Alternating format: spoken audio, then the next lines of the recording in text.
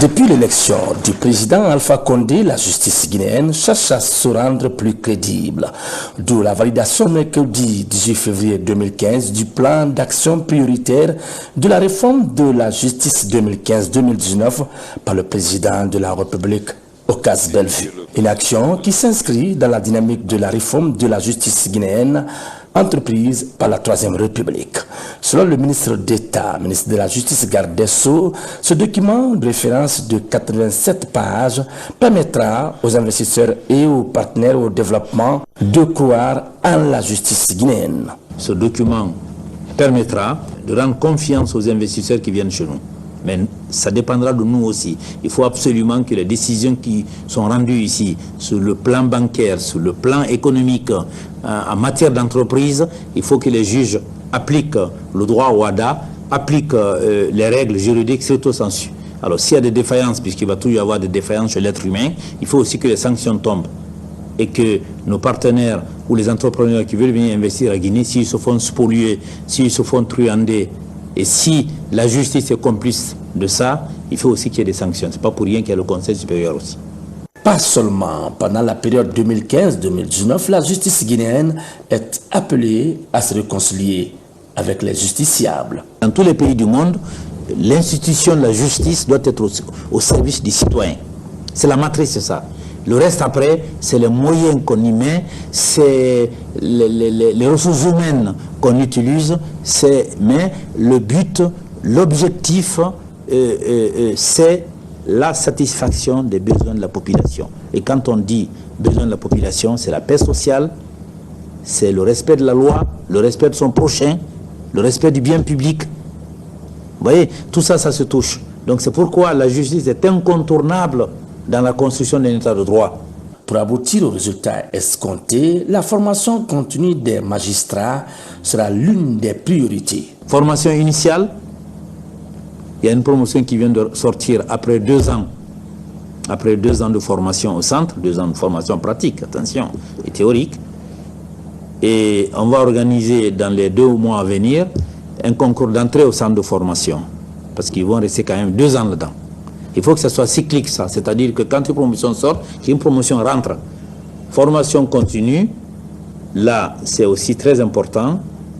Et je vous ai cité l'exemple de la promotion qui vient de sortir là. Ils ont été déjà mutés dans les différentes juridictions, au parquet, au siège et à l'instruction. Donc j'ai pu obtenir 5 bourses pour 1 mois et demi, 2 mois à l'école supérieure de la magistrature dans les juridictions françaises, où on va faire bénéficier ça de 5 parmi les 50 qui viennent de sortir.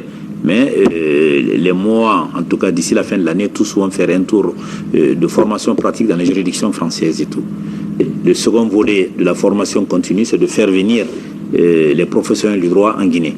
Toutefois, il faut rappeler que la validation par le président de la République du plan d'action prioritaire de la réforme de la justice 2015-2019 est la suite logique d'une série de réformes engagées depuis la tenue des États généraux de la justice en mars 2011. Depuis l'accession au pouvoir du président de la République a eu à dégager par ces États généraux les problèmes réels de la justice. Il a été dégagé à ce niveau qu'il fallait une justice indépendante, équitable et responsable. Il a été également parlé du renforcement et de la valorisation des capacités humaines de l'administration judiciaire, c'est-à-dire de l'administration centrale aux tribunaux. Et il a été question également de la lutte contre l'impunité. Il y a eu également l'accès à la justice et au droit. Donc la justice avait, par ses états généraux, relevé l'ensemble des problèmes qui rendaient difficile son fonctionnement. Et heureusement, le président de la République, le professeur Alpha Condé, a montré de par sa capacité et de son engagement politique que la justice était un pilier du développement de l'État guinéen. Des réformes sont toutes nécessaires pour la consolidation de l'état de droit. On ne pourra pas faire de bonne justice sans avoir de bons budgets. Je crois que c'est une des constatations les plus fortes qui frappent à la lecture de ces documents. Cela demandera incontestablement un effort partagé, un effort du côté du budget de l'État guinéen, tant en investissement qu'en fonctionnement, pour pouvoir tenir l'effort dans la durée, mais aussi un effort du côté des partenaires, qu'ils soient bi ou multilatéraux. La volonté politique exprimée lors des réunions du Comité national de pilotage de la réforme de la justice doit se concrétiser dans cet outil très utile qu'est le plan d'action prioritaire 2015-2019 chiffré. En plus de la volonté politique du président de la République, les cadres de l'administration judiciaire ne ménagent aucun effort à leur niveau pour la réussite de la réforme. La lutte contre l'impunité est faite comme un acte principal, parce que finalement, il faut redonner confiance, il faut que les populations soient rassurées que lorsqu'un crime est commis et que lorsqu'on est victime d'un quelconque tort et qu'il y a une procédure qui est respectée et qu'effectivement il y a justice qui est rendue par les tribunaux conformément à la loi. Donc c'est très important qu'on lutte contre l'impunité. Et la lutte d'impunité implique beaucoup d'activités. C'est dès le départ. On parle déjà de la chaîne pénale, c'est-à-dire lorsque quelqu'un est victime dès le départ, il faut que cette personne puisse déjà s'adresser à des autorités judiciaires et que effectivement les procédures se passent conformément à la loi. Le civisme du citoyen lambda sera aussi l'une des clés pour la réussite de ce plan d'action prioritaire. Dans les préfectures et sous-préfectures du pays, l'application de ce plan d'action permettra de minimiser le coût de la justice. Il y a un programme pour l'accompagnement des victimes. Vous avez dit tout à l'heure qu'un ambassadeur a dit que les victimes, si elles ne sont pas riches, se sentent lésées.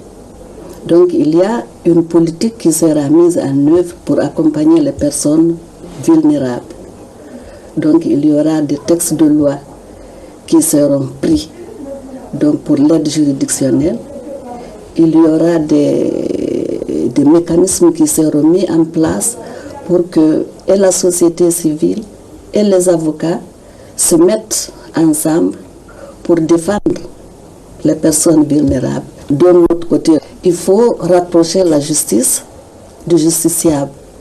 Donc ça suppose une réforme judiciaire, de l'organisation judiciaire qui prenne en compte les préoccupations donc, des citoyens.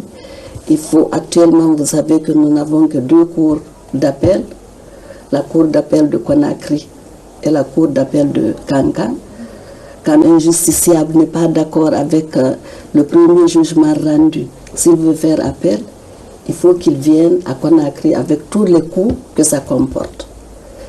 Et quand vous prenez l'intérieur aujourd'hui, les gens ils n'ont pas d'avocat, il n'y a pas d'huissier. Donc la réforme, globalement, dans l'amélioration de l'accès à la justice, prend en compte tous ces éléments. Il faut qu'à l'échéance de 4 ans, que le justiciable de l'ABI puisse être assisté à l'ABI par un avocat qui a sa chaire à l'ABI. Il faut qu'il puisse faire constater ces difficultés par un huissier qui est installé à l'ABI. Il y a de nouvelles formes de règlement de conflits qui seront mises en place, telles que la conciliation, la médiation. Avec ce plan d'action prioritaire chiffré, fini le pilotage à vue. Dans le Parjus, il y a un projet de construction d'un grand tribunal de grande instance à Conakry, comme dans beaucoup de pays. Un grand tribunal de grande instance qui va regrouper les 3 tribunaux de Conakry. Ça va être très important. Hein? Et on est en train d'affiner le site. Il y a le site de Koloma éventuellement ou d'autres endroits, on verra. Et ça permettra de résoudre quand même beaucoup de problèmes en matière d'infrastructures judiciaires. À côté de ça, vous avez ce qu'on appelle les infrastructures pénitentiaires. Là aussi, c'est un serpent de mer. Vous connaissez tous la prison centrale de Conakry, qui est engorgée, qui est surpeuplée. où il y a des évasions, ça on le sait. Il y a souvent des problèmes de violence liés au surpeuplement. Et là, moi j'ai trouvé ce projet ici, le projet avec cette entreprise espagnole, et qui est de Madrid, mais qui a déjà fait ses preuves, puisque je me suis renseigné quand même en France, dans le sud de la France, et ils ont construit quelques prisons dans certaines villes là-bas.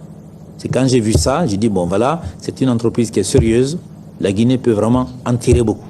Donc du coup, j'ai finalisé plutôt ce programme-là, j'ai fait accélérer les choses au niveau des grands projets et au niveau du ministère des Finances, et l'entreprise a trouvé même le financement pour la grande prison de Dubreka.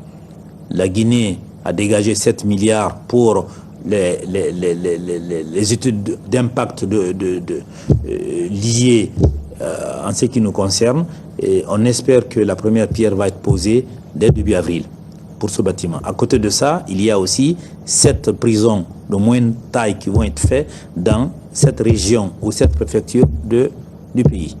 Alors, pourquoi cette nécessité de construire les établissements pénitentiaires? Mais c'est pour lutter aussi contre l'impunité.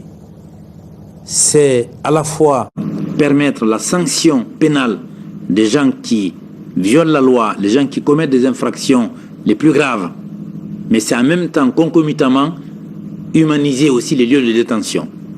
Parce que quand on rentre en prison, on doit purger la peine qui a été rendue par les tribunaux. Mais on doit faire de telle sorte que le prisonnier qui sort après avoir purgé sa peine puisse s'insérer dans la société. Donc c'est le côté à la fois sanction, punition, et le côté réhabiliter le prisonnier pour qu'il s'insère parmi les hommes. Autant de perspectives qui amènent le président de la République à réaffirmer sa ferme volonté d'aider la justice guinéenne à se mettre à jour. Ce document est un jalon important pour la justice guinéenne, car pour la première fois, nos justices se donnent un plan d'action prioritaire, chiffré pour les 5 prochaines années, concrétisant ainsi notre vision et les valeurs que nous attendons défendre. Pour que la justice joue pleinement son rôle de gardienne de l'application des lois votées par le législateur, il faut lui permettre de travailler dans des conditions adéquates et en toute indépendance, ce qui n'est pas le cas pour le moment, bien sûr. L'indépendance est l'affaire de tous, et en ma qualité de président du Conseil supérieur de la magistrature, je mettrai tout en œuvre pour aider cette institution à poursuivre son travail de modernisation et d'assainissement de la profession, tout en veillant à ce que les magistrats ne soient pas dans les limites établies par la loi, ni brimés, ni inquiétés. L'objectif visé est la consolidation de l'état de droit et de la paix sociale en Guinée.